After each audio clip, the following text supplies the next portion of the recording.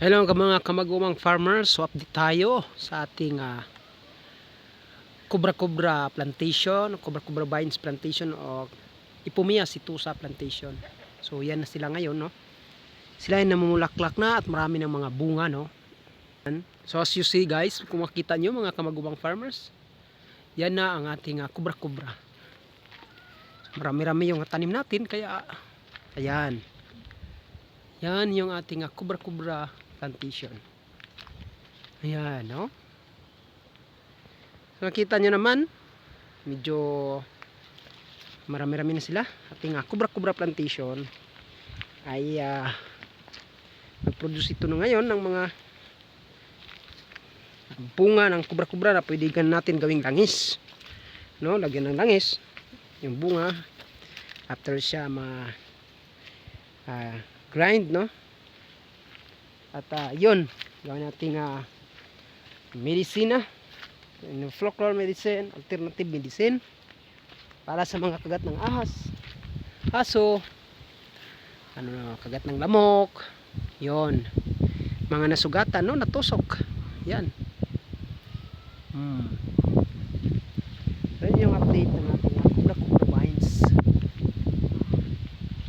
kubra-kubra plantation. Yan, kubra-kubra plantation, no?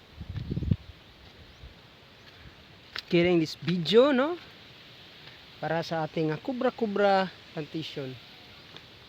Yan.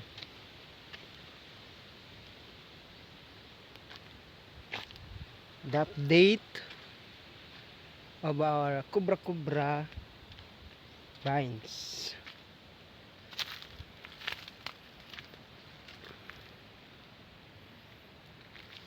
Yan.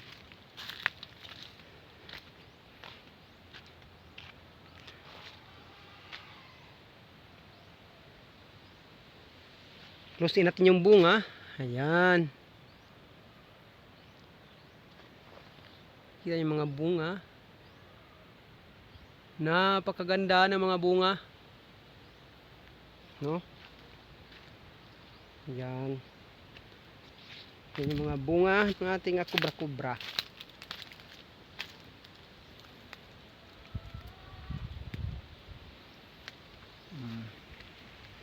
So, take care everyone and happy farming mga kamagumang farmers. This is our kubra-kubra update for January 18, 2025. 2026 na pala. Time flies by so fast. 2026. Muntik na tayong nag-backtrack. 2025 but it's now 2026. Alright.